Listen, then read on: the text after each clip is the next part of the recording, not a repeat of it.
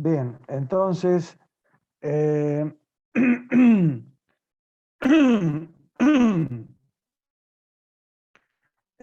esas trayectorias que puede seguir un determinado punto del eslabón 3 o del eslabón 4, que como les digo, son los eslabones que tienen movimiento de rototraslación, por lo tanto van a definir curvas cerradas de de distinto orden, de orden 2, 3, 4, 5, 6, 7. Entonces son curvas complejas y que son interesantes. Las curvas que puede generar cualquier manivela o cualquier balancín son curvas, son circunferencias. En cambio, perdón, disculpen, por Dios, los puntos, las trayectorias que pueden seguir cualquier punto de un acoplador son mucho más ricas, mucho más en las posibilidades de control de movimiento. Y, y, y en la medida que nosotros cambiemos tanto las longitudes de las barras de este mecanismo como el diámetro, o sea, los diámetros de estos dos engranajes, es decir, la relación de transmisión, o el ángulo de fase, es decir, ustedes desconectan acá y hacen girar uno de los engranajes respecto al otro, y ¿qué van a cambiar? Este ángulo phi, o sea, el ángulo de fase entre los dos engranajes. Haciendo cualquiera de estas modificaciones, es que van a lograr que este mismo mecanismo, supongamos que mantenemos la longitud de las barras, pero cambiamos los diámetros de los engranajes, manteniendo tita, manteniendo phi, quiero decir, ya logro otra cosa, ¿sí? Ya puedo lograr diferentes curvas. Entonces, por esto es que lambda, phi, son los parámetros de diseño del diseñador, para lograr lo que necesita que haga este mecanismo, para controlar los movimientos que va a hacer este mecanismo.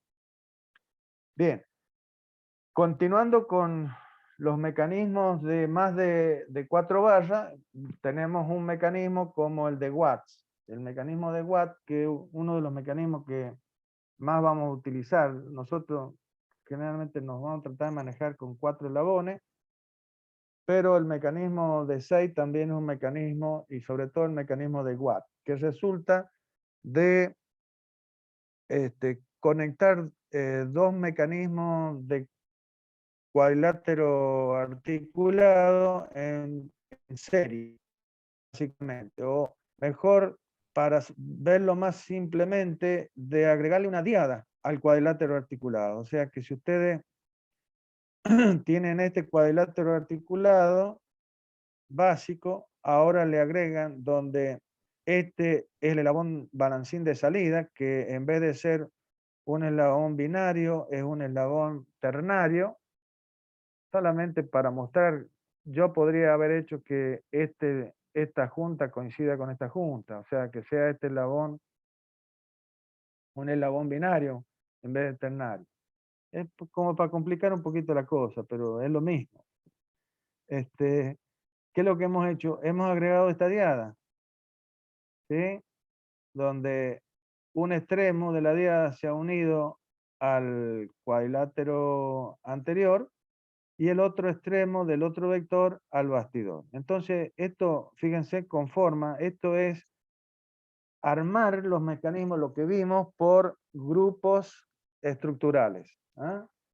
Fuimos agregando diadas, grupos estructurales, y formando nuevos mecanismos. En este caso, un mecanismo de 6 eslabones,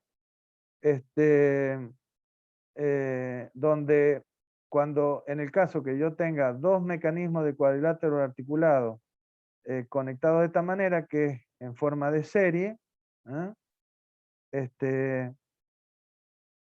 se llama mecanismo de Watt. ¿Qué es lo que vamos a tener que hacer acá para resolver este mecanismo? Es reemplazar, o sea, como ya me dijimos, el método es general. Es general. Por lo tanto, ¿qué va a resultar de acá? Va a resultar que vamos a reemplazar a cada eslabón por un vector. Pero en donde vamos a tener que resolver el primer cuadrilátero, ¿sí? Básicamente, ¿para qué? Para que los resultados obtenidos de este primer cuadrilátero puedan ser utilizados como ingreso para el mecanismo, para el segundo mecanismo de cuadrilátero que está conectado en serie con el primero. Entonces, por eso, como ustedes ven, acá tenemos que el eslabón 2 se reemplazó por un vector R2, R3, R4, R1. Por lo tanto, de este surgirá una ecuación vectorial que estará igualada a 0. R2 más R3 menos R4 menos R1 igualado a 0. Y entre el eslabón R4 y el R5 es básicamente el mismo eslabón que está relacionado dentro del eslabón por un valor de una variación angular, nada más.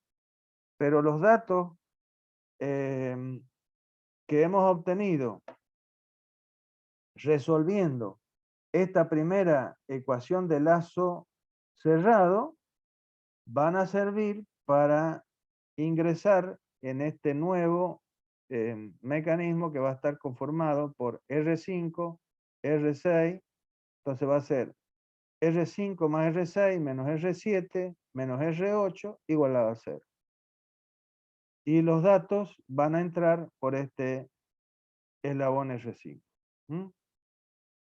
Entonces, tenemos planteadas dos ecuaciones de lazo cerrado y que vamos a ir resolviendo sucesivamente. No tiene otra cosa. Pero el desarrollo es exactamente el mismo. Bien. Una vez que esto es, digamos, de cómo resolver los mecanismos utilizando este concepto para determinar las posiciones de los mecanismos. Ahora, una vez que tenemos, que hemos encontrado las posiciones de todos los eslabones que conforman al mecanismo, es decir, en función de tita 2 hemos encontrado tita 3 y tita 4, que son nuestras variables, los ángulos de los otros dos eslabones que conforman el mecanismo, va a ser necesario, normalmente va a ser necesario definir las posiciones o dar a través de una ecuación analítica, las posiciones de puntos interesantes, particulares, de cada uno de los eslabones que conforman a ese mecanismo. Por eso es que para poder desarrollar esto y para poder mostrar esto que estoy diciendo, es que hemos considerado que al eslabón 2, en vez de ser esqueléticamente a través de su eje baricéntrico, que sería el segmento que, como lo dibujamos siempre, el segmento que une eh,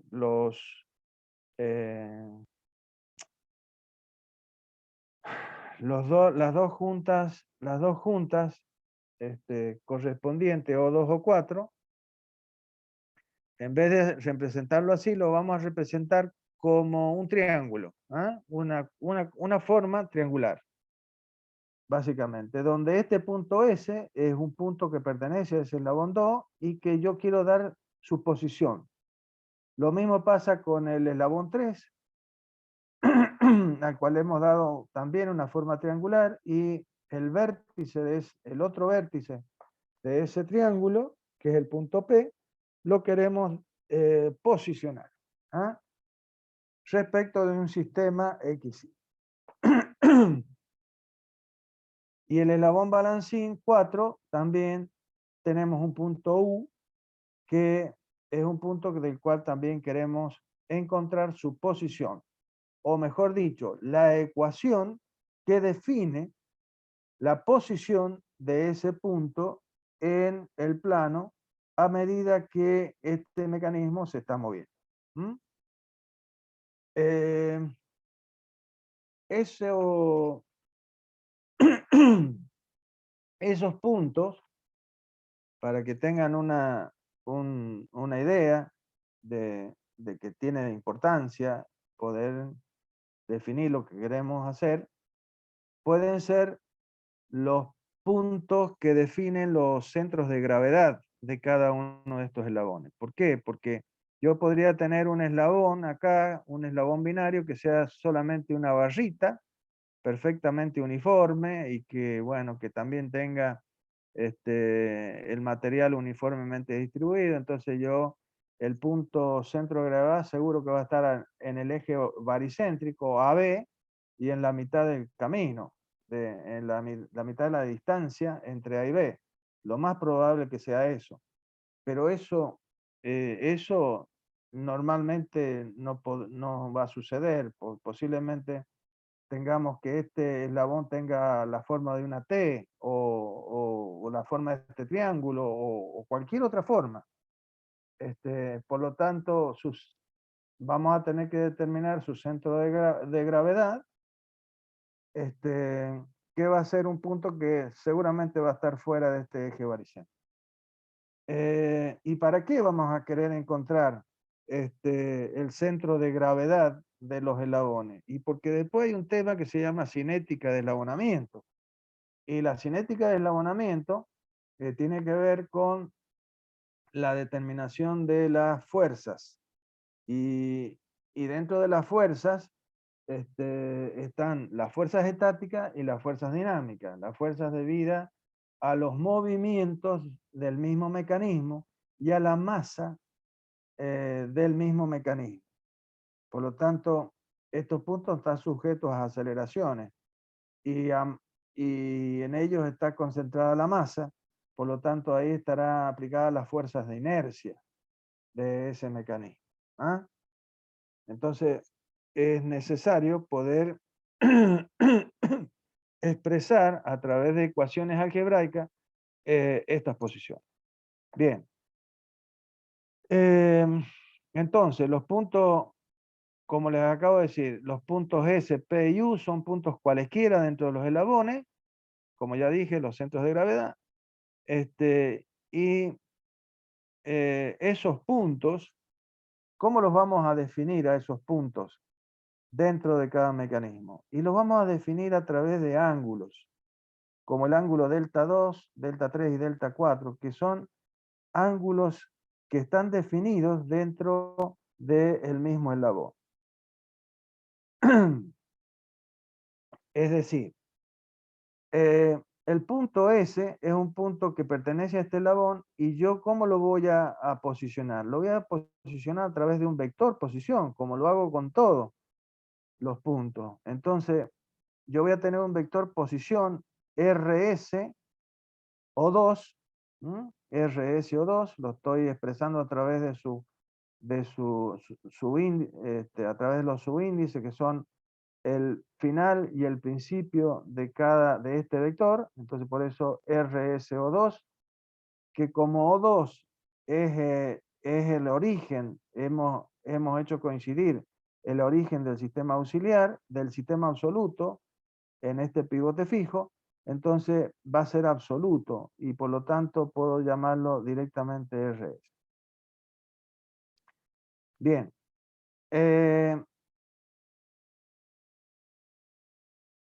este vector posición lo vamos a poner en función del ángulo tita que está formando el vector RA, digamos así, que es el eslabón 2, ¿sí? Y respecto de este, vamos a dar el ángulo delta 2, que es un ángulo interno dentro de este eslabón. ¿Mm? Y que lo estamos definiendo nosotros en función de la posición de este punto. Entonces, básicamente, el vector RS, en este caso, RS, va a ser el módulo de ese vector S, expresado en la forma polar compacta, compleja compacta, por E a la J tita 2 más delta 2. Si reemplazamos a la función E a la J por su identidad de Euler, y bueno, tendremos S por el coseno de tita 2 más delta 2, más J por seno de tita 2 más delta 2. Entonces, tita 2 es un valor conocido por nosotros, y delta 2 también va a ser conocido porque va a ser el ángulo interno que define la posición de este punto S. Y lo vamos a conocer. Entonces, esta va a ser la expresión. Para el caso del vector, para el caso del punto U, va a pasar exactamente lo mismo. Vamos a trazar el vector que une a este punto con su centro de rotación del cuerpo 4. Y vamos a definir este ángulo delta 4, un ángulo interno dentro del mecanismo. Por lo tanto, el vector que posiciona al punto U será RU igual a U por E a la J tita 4 más delta 4. Bien, esto para los dos eslabones que tienen rotación pura y que están conectados al bastidor. Ahora, el eslabón actor 3 siempre es nuestro eslabón complicado. ¿Por qué? Porque es el eslabón flotante. Es el eslabón flotante. El eslabón que conecta a dos eslabones que se están moviendo. De tal manera que este eslabón siempre tiene movimiento de rototraslación. Salvo que sea un paralelogramo, como ya lo hemos visto. Por lo tanto, el movimiento de cualquier punto de este eslabonamiento va a estar sujeto al movimiento que tenga el eslabón 2. Entonces, el movimiento del punto P va a ser el que tiene el punto A moviéndose, más el que tiene P respecto del punto A. Esa es la ecuación ya conocida de la ecuación de diferencia de posición,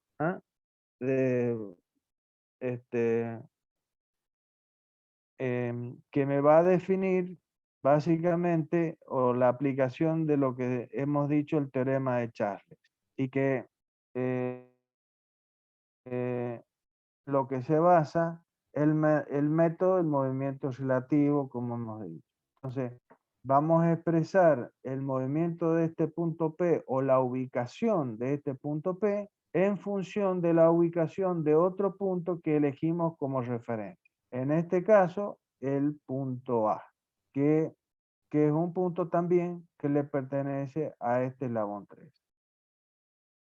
Bien, la ecuación sería la que me da la posición del punto P respecto de mi sistema absoluto XY, será la posición que tiene el punto A más la que tiene el punto P respecto del punto A. La posición del RA ya es conocida, va a ser un vector que está en función de θ2, que ya lo hemos visto, y este vector RP de A, este vector diferencia de posición entre el punto P y el punto A, está dado justamente por el módulo del vector P, que va de P, va de A hacia P, y que en función del ángulo θ3, que es el ángulo que forma el eje baricéntrico del eslabón 3, más el eslabón delta 3, que es el ángulo interno, es el ángulo interno dentro del eslabón 3, que define la posición del punto P respecto del punto A. Entonces, RP de A va a ser el módulo P por E a la J θ3 más delta 3. Y que puesto en función de la identidad de Euler es esta expresión que tenemos acá.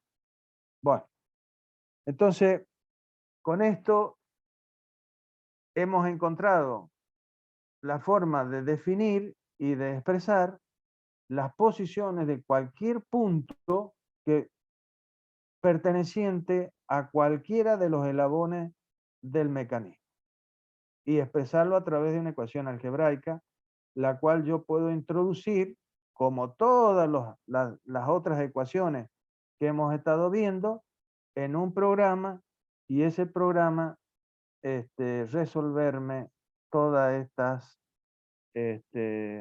todas estas incógnitas. Bien, vamos al ángulo de transmisión. El ángulo de transmisión es algo que lo vemos también, lo desarrollamos en el caso de síntesis, cuando estamos hablando de síntesis. Pero que acá lo volvemos a considerar porque damos la posición, como estamos hablando de posiciones y estamos hablando de ángulos y de determinación de ángulos, es que es necesario también hablar del ángulo de transmisión y de cómo podría yo expresar analíticamente o a través de una ecuación analítica a este ángulo que es muy importante en los mecanismos. Me adelanto o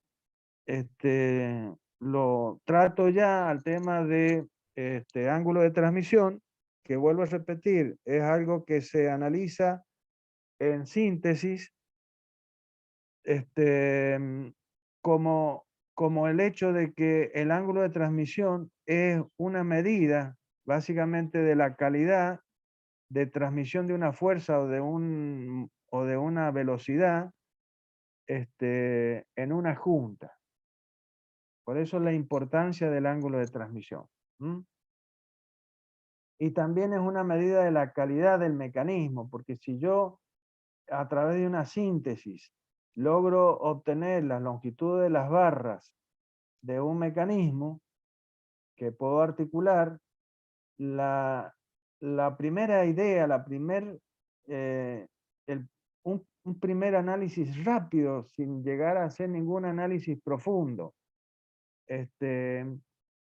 y que me sirve también como para determinar la calidad de ese mecanismo en cuanto a calidad, en cuanto a la cinemática, o sea, a qué movimientos voy a lograr con ese mecanismo, si va a ser un mecanismo que se va a mover bien o mal, o se va a tender a trabar, eh, por la configuración que tiene, por la longitud de barra, es que yo puedo definir eso rápidamente analizando el ángulo de transmisión.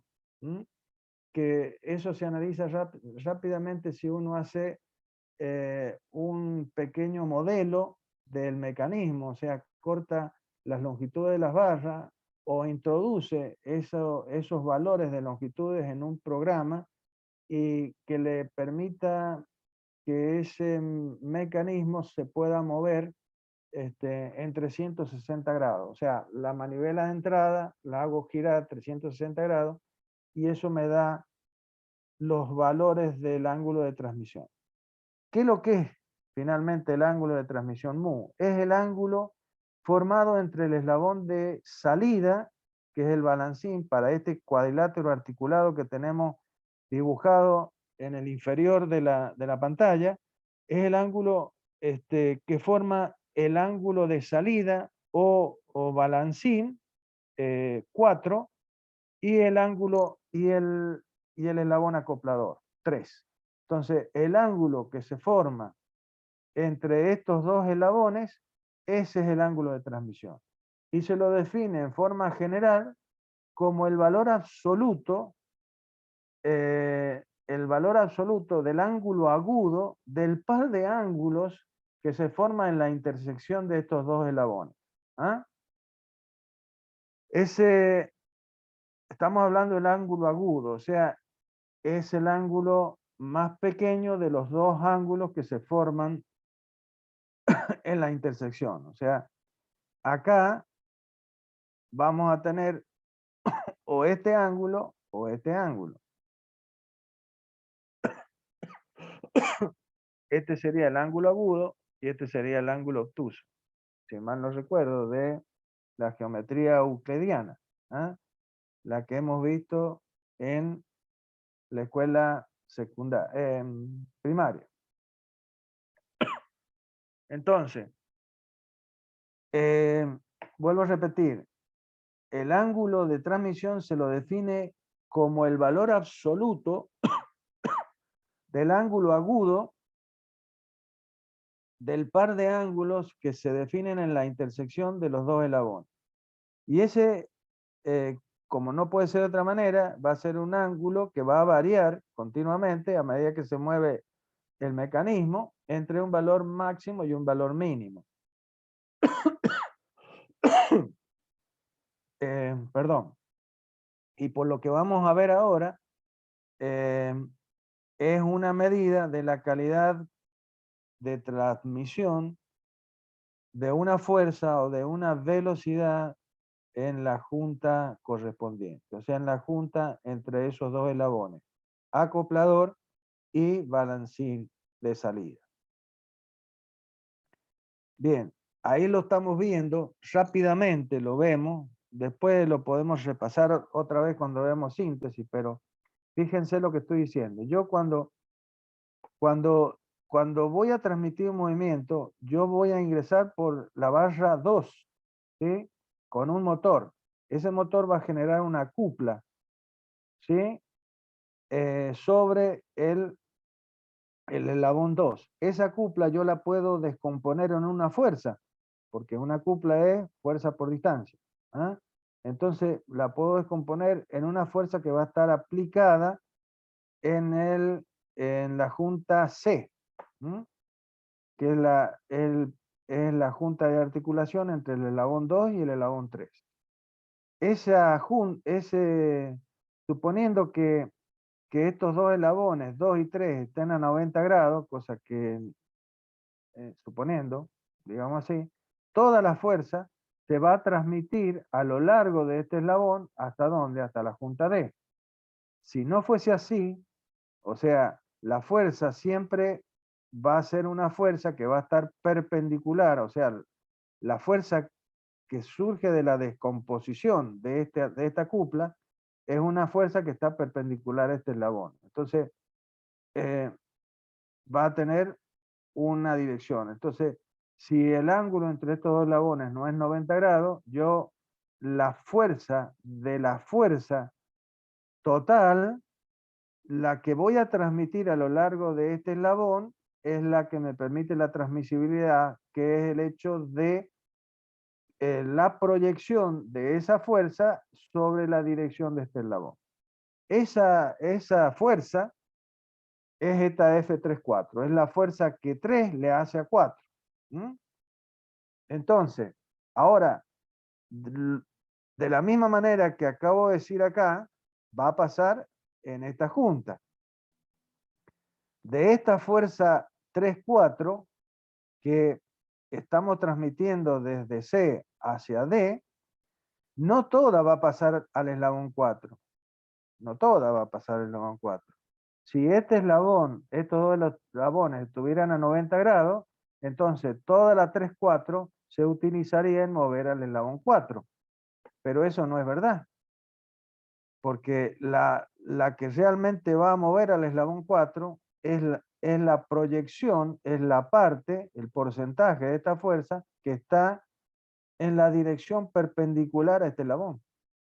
Es la proyección sobre el eje, si acá planteamos un eje Y a lo largo del eslabón 4 y un eje X, por lo tanto perpendicular a este eslabón, tendremos la proyección de estas dos, donde FT, vamos a llamarle F tangencial, porque es la tangente a la trayectoria que sigue el punto D cuando D se desplaza en una trayectoria circular respecto de el centro 4. Entonces, por eso le estamos llamando tangencial. ¿Eh? También le podríamos llamar normal, porque es la normal al eslabón, pero en este caso le hemos llamado fuerza tangencial 3-4, que va a valer esta por el seno de mu, básicamente. Mu es este. Por lo tanto, esta será el seno de mu. Y la F radial 3-4, que va a estar definida por el coseno de mu. Bien. De las dos fuerzas, la fuerza que realmente se utiliza para generar una cupla sobre este eslabón, es esta que está acá.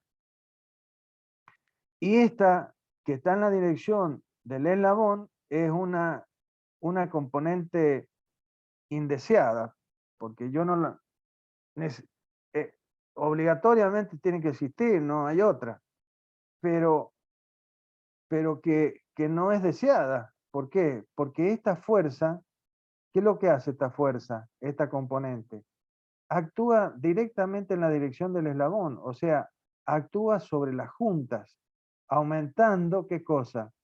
El rozamiento en las juntas, aumentando el rozamiento en la junta. Y eso hace que al aumentar el rozamiento tiende a que esta junta se trabe. Y va a depender de este valor de mu para que eso suceda o no. Si mu, si esta fuerza, si mu es tal que esta fuerza se hace más grande que la fuerza que voy a utilizar para mover la cupla, y esta fuerza es muy grande, el rozamiento interno en la junta va a ser tan grande que la va a trabar.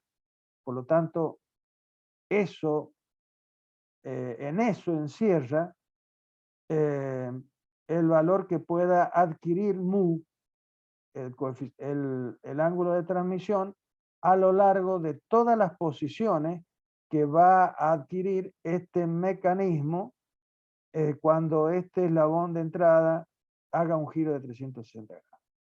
Bien. Lo mismo que pasa con fuerza, pasa con velocidad. O sea, cómo yo transmito la velocidad de un eslabón a otro, ¿sí? También tiene que ver con este mismo concepto. ¿Ah?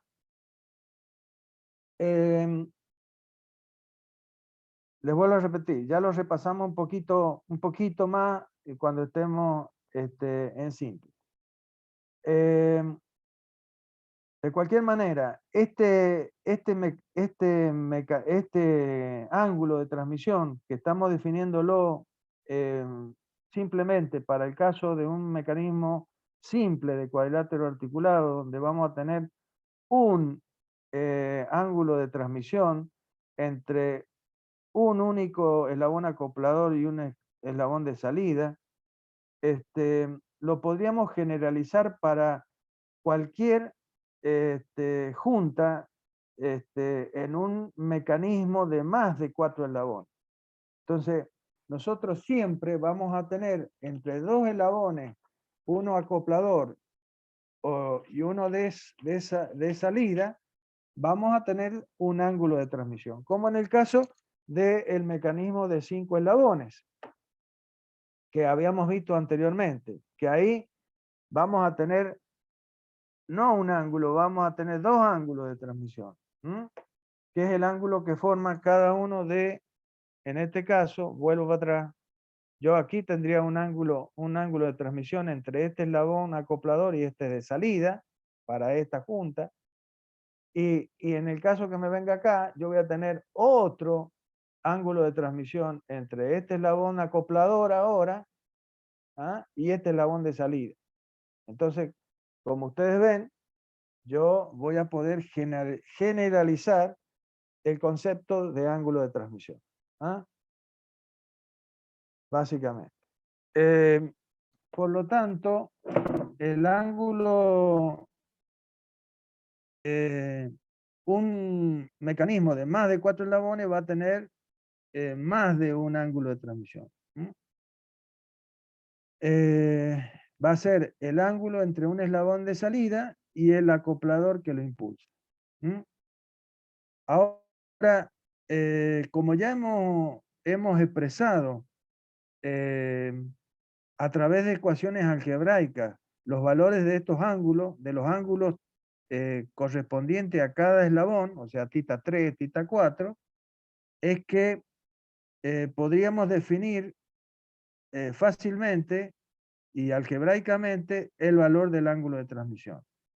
Este valor es justamente la diferencia entre los ángulos de los dos eslabones conectados, a través de los cuales va a pasar, como ya dijimos, una fuerza o una velocidad. Entonces, vuelvo a repetir, el ángulo de transmisión para cualquier par de eslabones se va a poder expresar a través de la diferencia entre los ángulos de los dos eslabones conectados.